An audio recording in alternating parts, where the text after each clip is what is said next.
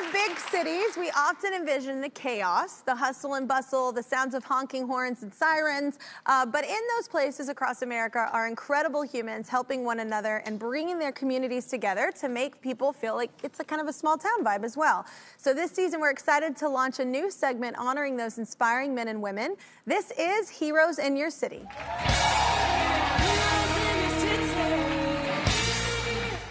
Today we've truly got an inspirational Philadelphia story. Take a look right here. My name is Stefanie Seldin, and I'm the president of Rebuilding Together Philadelphia. In the past 33 years, we've repaired nearly 2,000 homes in neighborhoods all across Philadelphia. With thousands of volunteers and tremendous community partners, Rebuilding Together Philadelphia goes block by block, making vulnerable houses safer and healthier. Our critical repairs can be big, like fixing a leaky roof, or small, like installing grab bars for our senior homeowners. We'll do whatever it takes to make a home safe, warm, and dry. We have Stefanie joining us now, along with Marvin, one of the many volunteers with Rebuilding Together Philadelphia. Everybody welcome on, come on! So meet Connie. This is Connie, everybody. So Stefanie, this has been a passion for you, right? Yes. So why is changing neighborhoods so important to you? I think it's fabulous. I'm in agreement. Oh, well, thank you so much. Yeah. Housing is so important to all aspects of our life, Absolutely. right? The condition of a home impacts your physical health, it impacts your mental well-being. For the seniors that we work with, the condition of their home actually determines whether or not they can stay in their home, in their neighborhood, with the family that they love, with the neighbors that care for them and who they care for.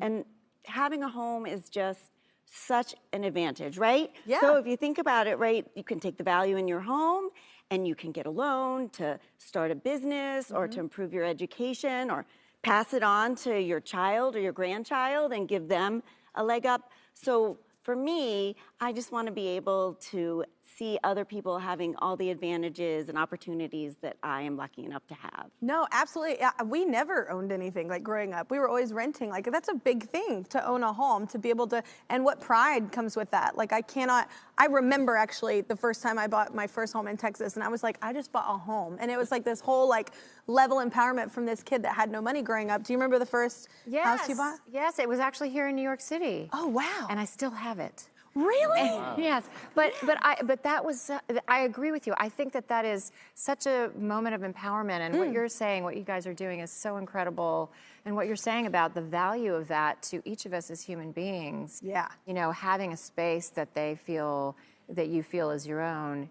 it does something different to you, and I think it's so important. Absolutely. Yeah, you feel like a member of society in like a different way. It's like a really cool thing. But you say that a lot of this, happens because of volunteers, right? Absolutely. Volunteers are really critical to everything we do. Yeah. So volunteers bring a lot of energy and a lot of enthusiasm, and they also stretch that limited dollar that we have. Yeah. And volunteers are the backbone of everything we do at Rebuilding Together. That's amazing. How many volunteers you have too? Thank you to Marvin. Oh my gosh.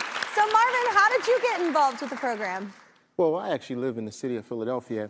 I come from a long line of contractors. Actually, my mother's great-great-grandparents were actually the first African-American contractors in Frankfurt, which is a section of Philadelphia. Wow. So I've always... What a legacy. Yes, yes. I've always had a chance to build, repair, or have some type of function with as far as carpentry is concerned. But what's most of all is so exciting is the simple fact that I have a chance to give back. I really enjoy that. Well, as I grew up, I did get in trouble. I had trouble with the law. I served some time. But during that time, I realized that I needed to make a change. I needed to become an asset to my community, and I actually did become an asset just as well. And also what I needed to do is I needed to help.